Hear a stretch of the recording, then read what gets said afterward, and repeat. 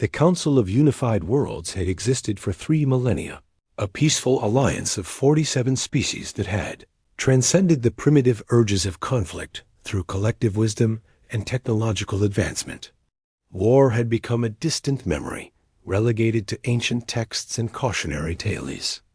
When humanity petitioned for membership, the Council's xenobiologists were intrigued by these bipedal mammals who had somehow achieved faster-than-light travel despite their relatively brief technological development. Admiral Keth of the Vallani Navy led the research expedition, his 4 arms working efficiently at the holographic displays aboard the research vessel Harmonious Dawn.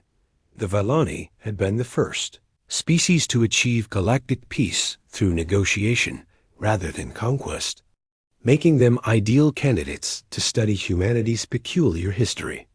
Beside him stood Dr. Nyla, a renowned sociologist from the crystalline Keth civilization, her translucent form shimmering with curiosity. Their technological progression is remarkable, Dr. Nyla observed, her voice resonating through harmonic frequencies. From primitive tools to space travel in mere millennia, most species require at least 10 times longer.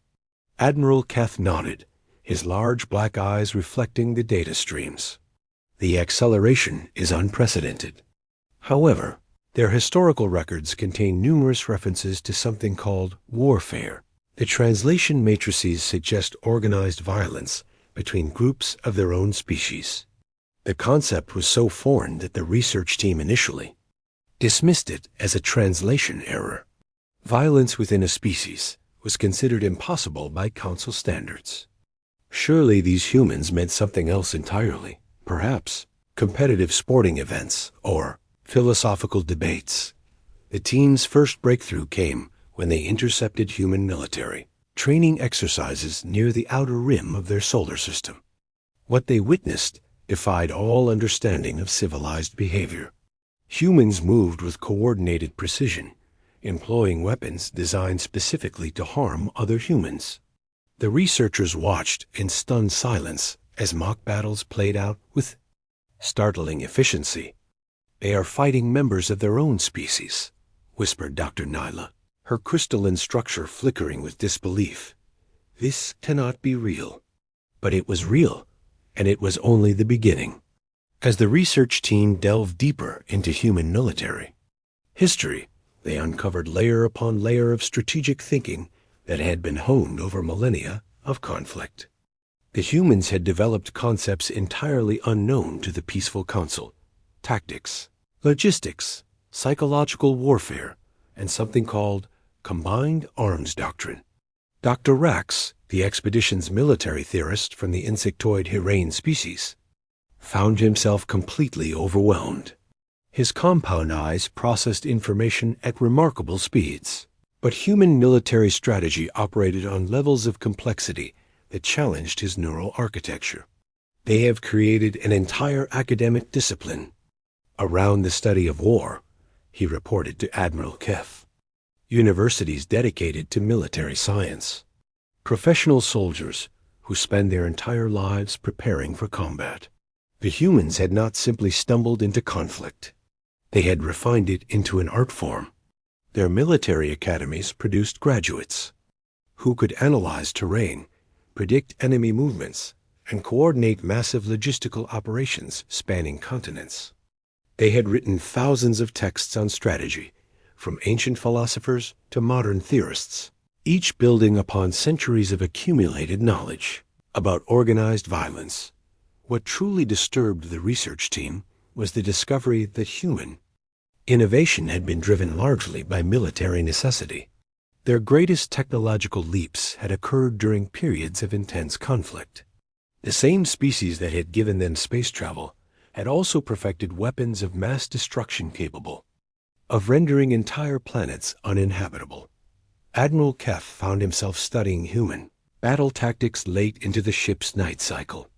The Battle of Gettysburg, the Normandy landings, the Siege of Stalingrad, each engagement revealed new depths of strategic thinking that the Council had never imagined possible. Humans could coordinate millions of individuals across vast distances. adapting their plans in real time as situations changed.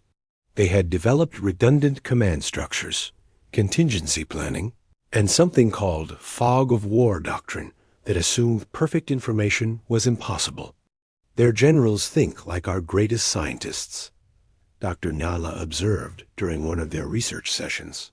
But instead of unlocking the secrets of the universe, they apply that same analytical rigor to destroying their enemies.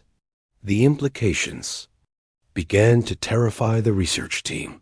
If humans could think this strategically about warfare, what would happen when they encountered other species?